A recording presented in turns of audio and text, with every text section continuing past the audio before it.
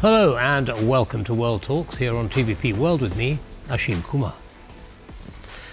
Each October, the Nobel Prize in Literature provokes fascination and debate. Is it a celebration of literary genius or an instrument of Swedish soft power? This year's laureate, Hungarian writer László Krasznahorkai, joins a long line of European masters, but also renews questions about who gets overlooked. From Poland's 5 Nobel-winning authors to global controversies, we ask, does the Nobel elevate art or entrench elite taste? Well, joining us to discuss this is literary critic Agnieszka Budnik. Agnieszka, welcome to TVP World and thank you very much for taking the time. Good evening, and thank you for having me. It's a pleasure. You're always welcome. So, your thoughts on this year's winner? I wouldn't say that it wasn't highly anticipated, to be honest, because when I think about the Nobel Prize in Literature, especially, because that's my kind of expertise, let's say, I think that we are doing a little bets inside our, let's say, circle of critics and circle of publishers. And we do have like 4 or 3 names that we are highly bet on. And then we have this small talk between us, who will get the prize and which publishing house will be somehow wealthy till this day. So it goes like this. And I think that this is very, very fair writing. It's somehow intertwined with our melancholic view of the Eastern and Central Europe. So we have these books like Melancholy of Resistance, and we can take all of this, singularity of his prose through this title. So basically, I think that this is well-deserved Nobel Prize. Okay, now it's interesting. You talk about there's a shortlist. I think basically, how is that shortlist constructed? I mean, is there some kind of restraint, or constraint, or limitation as to who's considered and eventually makes it to the shortlist? Oh, yeah, of course. There's a various of factors because, when we had Hong Kong last year, so it was the Nobel Prize for Asia. And now we know that no one from Asia won the Nobel Prize in like 5 years for sure. So we were looking in the direction of Southern America for sure. Maybe from Europe because it's the Swedish Academy, so the Europe is in center, of course. But I think that the Cesare Ira was basically one of the, let's say, the big names on this list. So basically, for example, this kind of stuff, yeah. Okay, now some people have said the Nobel Prize in general, but for literature in particular, is simply a reflection of Swedish soft power. And it's less about literary excellence, literary genius, than a competition. Your thoughts on that view? Oh, yeah. I agree with them because I am a literary scholar that does things on the verge of sociology itself. So this is the place where sociology intertwines with literature as such. And I think that the verdicts of the Nobel Prize in Literature are to large extent an element of Swedish foreign policy, understood not only as agenda of the government, but more broadly as a tool in the consistent shaping of a particular vision of culture and society. It was very vividly seen when Olga Tokarczuk has won her Nobel Prize in Literature, because when one person from the committee was reading why she did win the Nobel Prize, he said, it was Pet Warsberg, I think, he said something about this, that we have a big crisis looking into, anti-Semitism, and it is well seen also in Polish politics. So basically, she won also because of that, as let's say lefty kind of voice. And of course, this is also a tool in the consistent shaping of particular vision of culture and society. And this is also somehow cementing the status quo.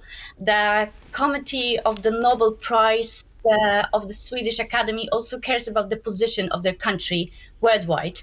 And the Nobel Prize in Literature for Olga Tokarczuk is not an anomaly in this case, but an embodiment of the laws and principles, let's say, that sustains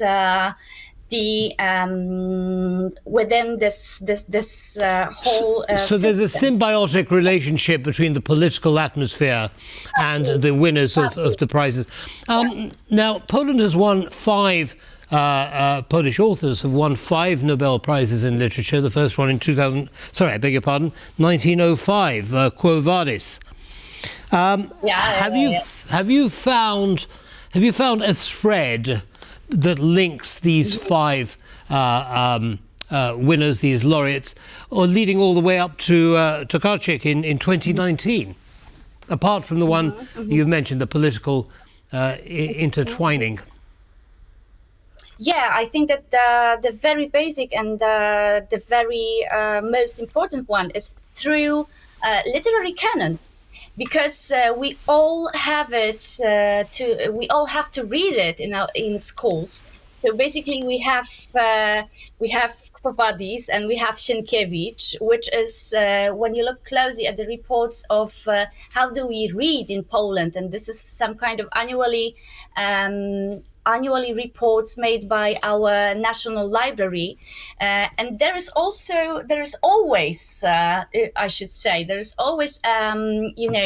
this list of 10 well-read authors through the year, and the most well-cherished, let's say, authors. So one of 3 on the podium, we have Sienkiewicz always, and it somehow juggles with, let's say, thrillers or the people who are writing today. So we have Remigiusz Mróz, we have Olga Tokarczuk, and we have also E.L. James of 50 Shades of Grey. So basically, this is like a very, very funny list, but it also shows what we are reading today and why we read it. Because why Sienkiewicz is on that list is because he is somehow shaping our view from the very elemental school.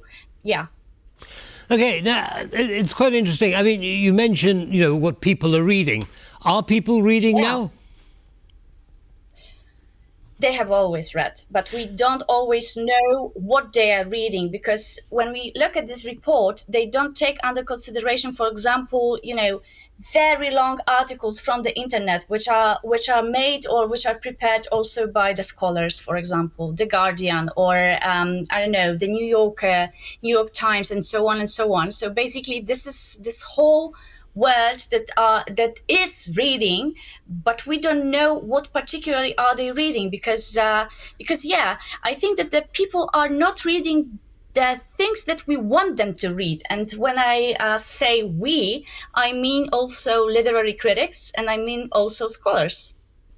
How has the reading of books such as the prize winners, Nobel Prize winners for literature, those books, how has that changed over the years? Have you noticed people drifting away from this, or is the demand still strong?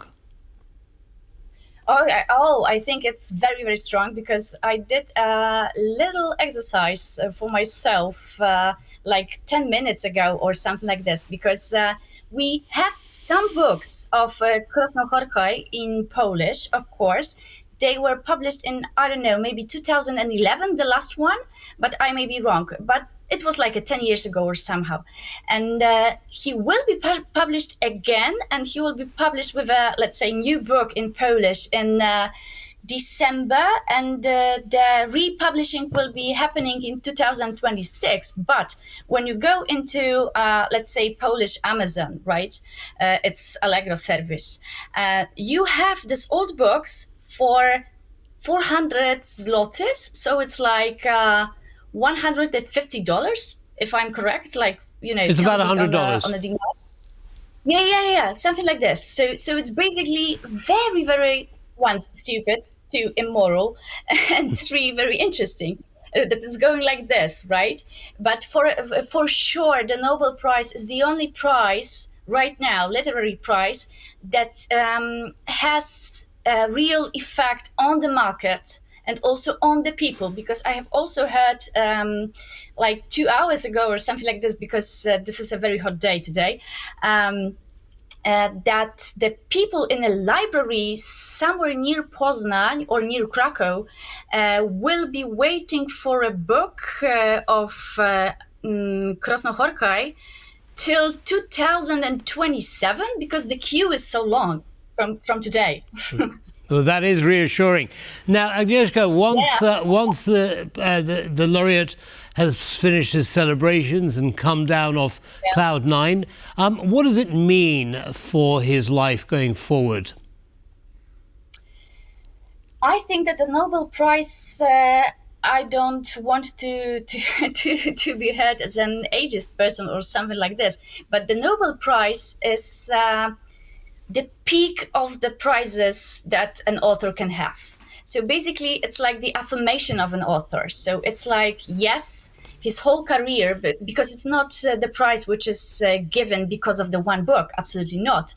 It takes under consideration the whole way of perceiving the world from this candidate, and here, Krasznahorkai. So basically, this is like the stamp that he is somehow a genius, somehow someone that we can rely on in this more and more, dark times, and that he gives us kind of language that we can use and we can look at in the time of need. So basically, this is also the way how the Nobel Prize within this humanistic scope and the humanistic social circles are working. So he is a person that we want to look for reassurance also.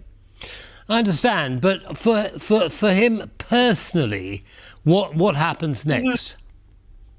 So the money, meeting with a king, and also a lot of work, to be honest, because he will be going through a big tourney all over the country, all over the Europe. I hope that also into the States.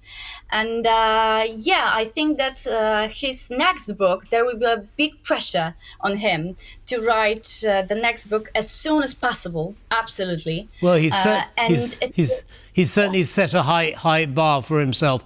Agnieszka Budnik, thank you so much indeed for sharing all of your analysis with our audience. Have a good evening. It was a pleasure. Thank you so much. Bye-bye. That brings us to the end of this episode of World Talks. Goodbye.